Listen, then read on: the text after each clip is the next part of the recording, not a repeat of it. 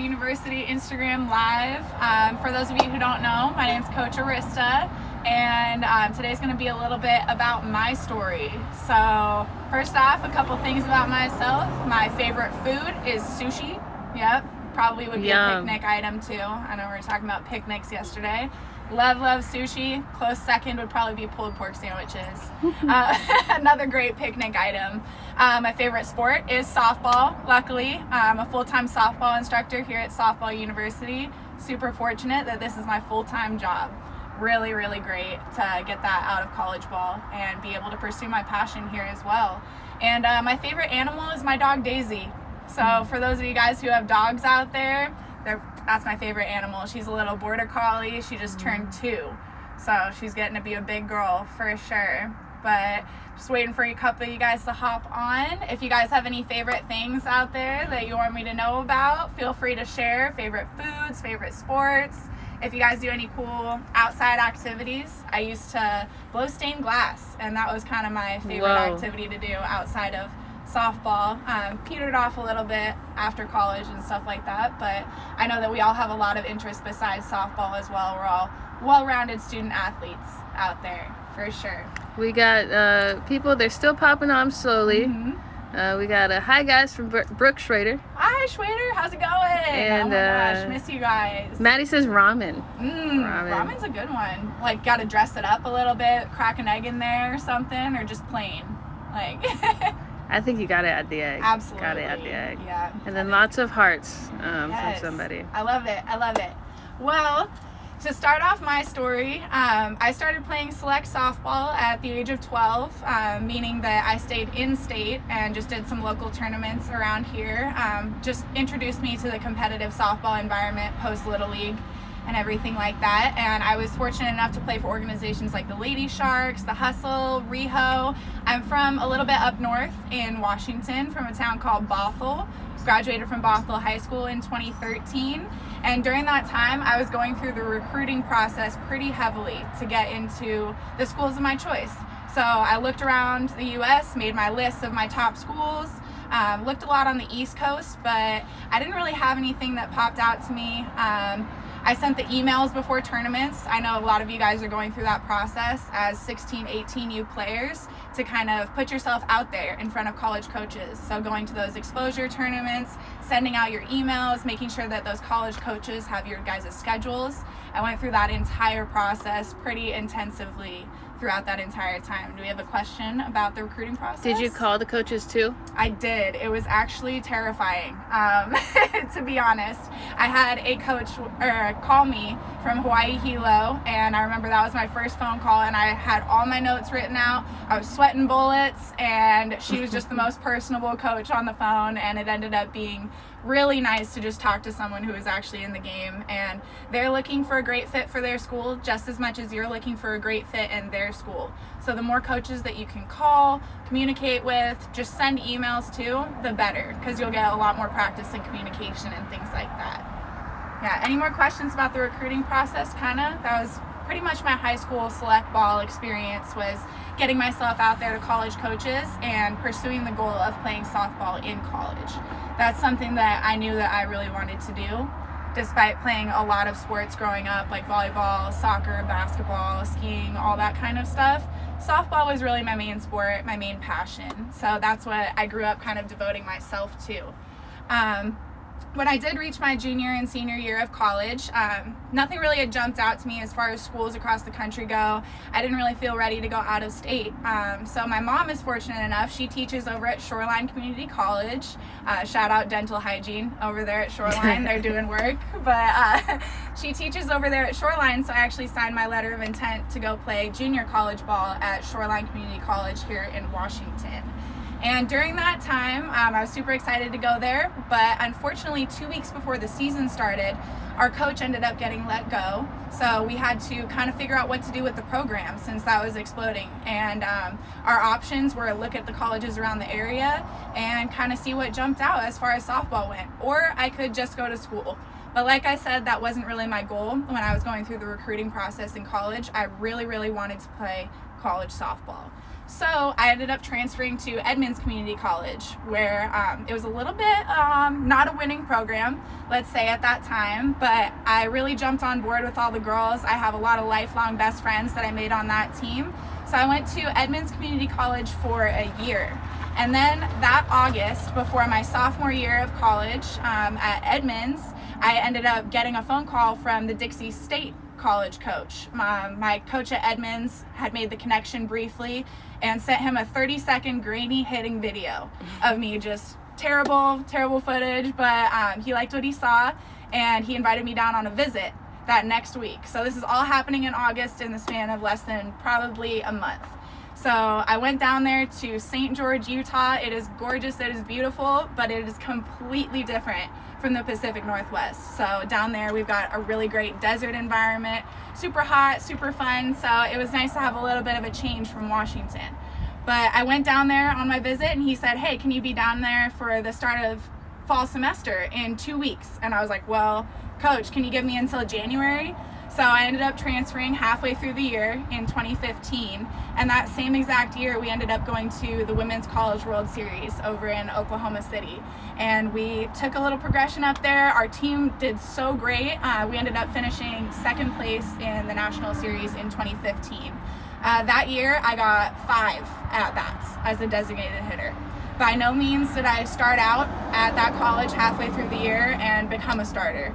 I worked my butt off. I supported my teammates. I was a great bullpen catcher, and there were many ways to support my team in that national tournament other than being a starter and a 4-hole hitter. But I was fortunate enough to get 5 at-bats that year. My next year, my junior year, I was able to get 11 at-bats. I still was not a prominent starter. I got some innings behind the plate. I got a couple innings in the outfield, but I really wasn't a starter. I got about 11 at-bats my junior season. Most of those were pinch hits. So my big win from that season is that I had 7 consecutive pinch hits in a row.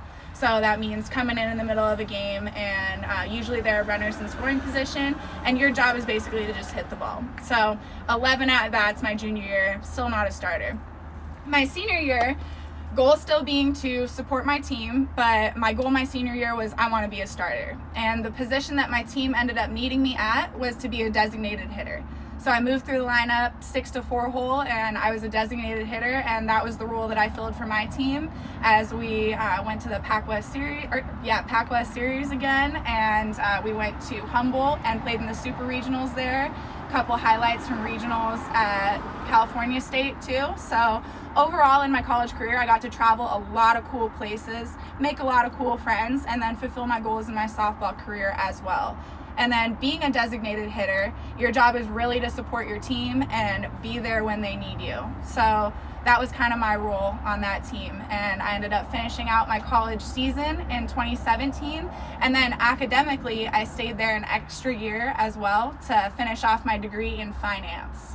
So academics was really important to me as well. I wanted to come out with a degree that I was able to use, and luckily I can use it here at Softball U sometimes as well, but then continue my passion of softball as well. So once I got done with my recruiting journey, my collegiate journey, now I play slow pitch softball, and as much as everyone knocks on it, it's a really great time to just stay in the game and stay active.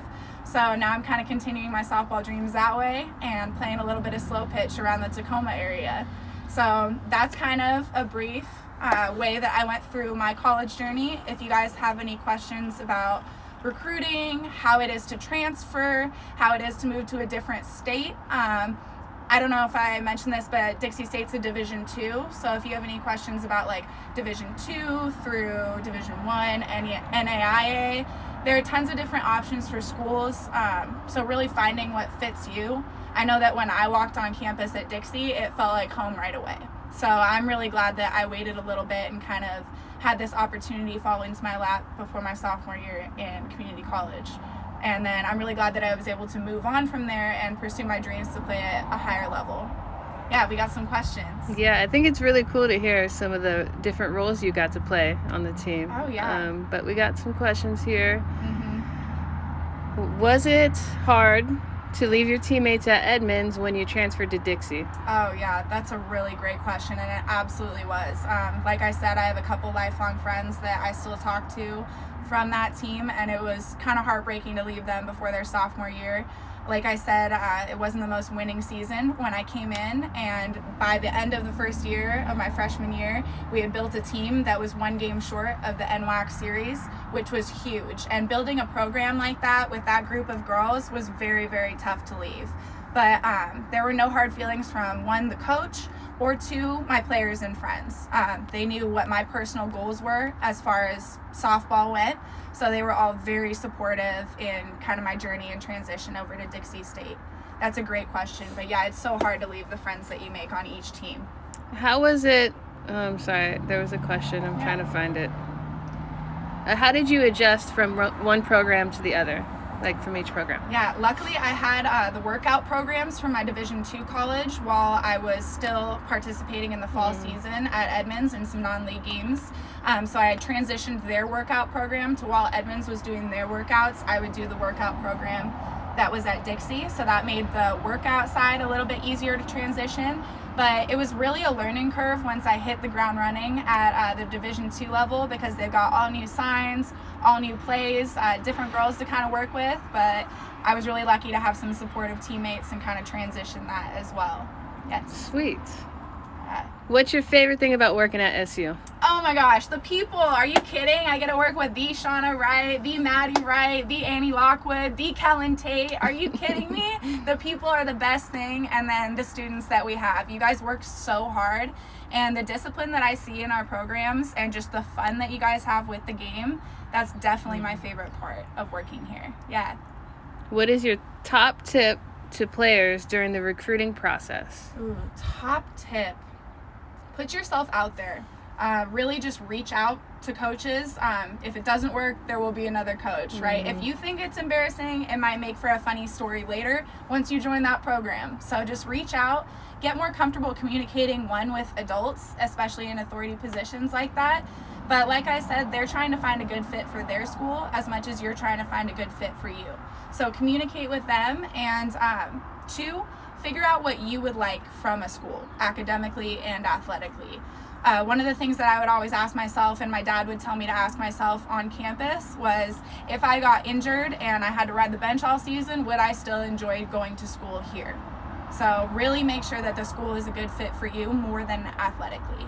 Nice. Yeah, We got I miss you guys from Kai Colonel Rain City. Oh, we miss you, Kai. What's the biggest difference between JUCO and D2 programs?